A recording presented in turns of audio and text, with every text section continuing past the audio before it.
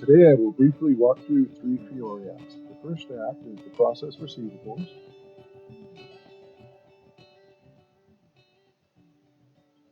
And the first thing we do is select our customer.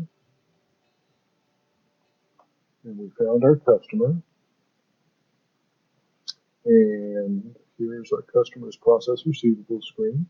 We will create a dispute case for a line item on the customer's account. In this example, it will be the request for a proof of delivery. And we'll give it a reason code of wrong, missing delivery. And we'll enter some text about the dispute. And click OK. And we've created a dispute case now for that invoice.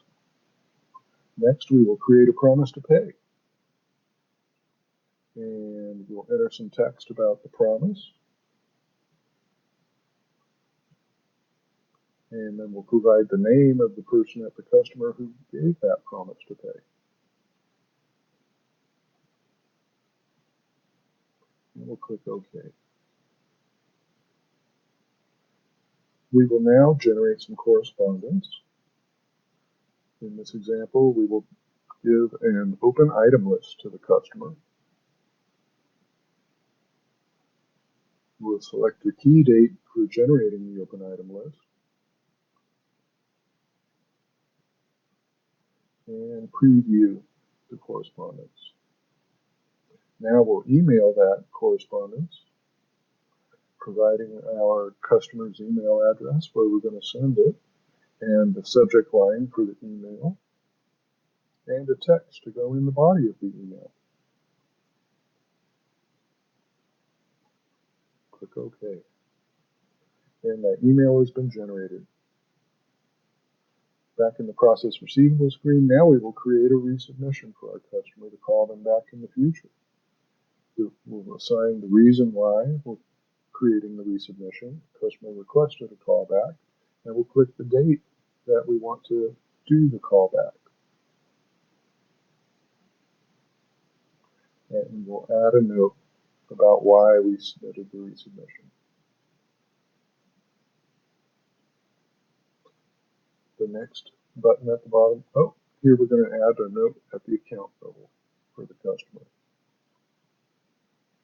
Click OK. The next is to hide the contact history, that area on the right side of the screen. Now we'll return to the Launchpad.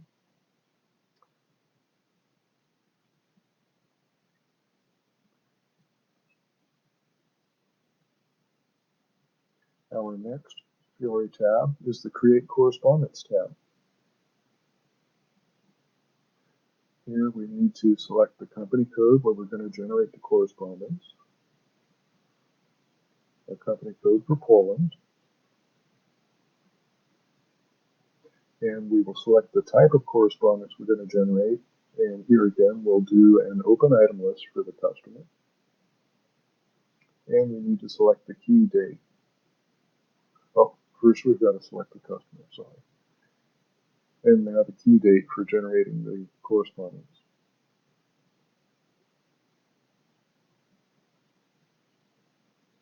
And we'll preview the correspondence. And now we'll email the correspondence to our customer. Entering their email address, a subject line for the email,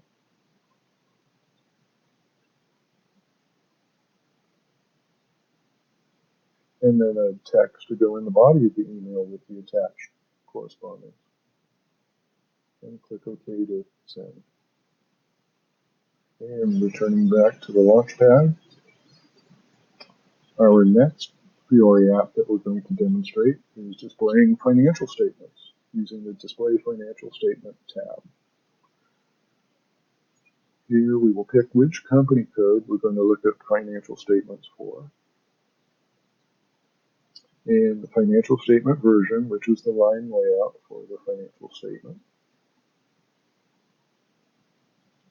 We'll pick the key period that we want to generate the statement for. And the comparison period.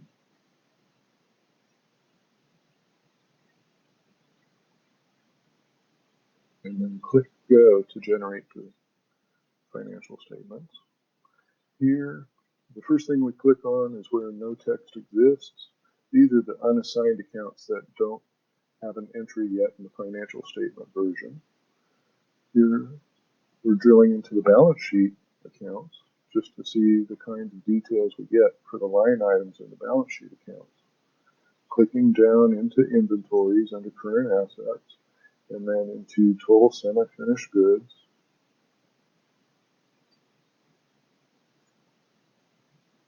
We see that we've got a GL account for inventory semi-finished goods with a balance. Drilling into it, we can see the line items that make up that balance. Drilling into one of the line items, we can see details about the creation of that line item.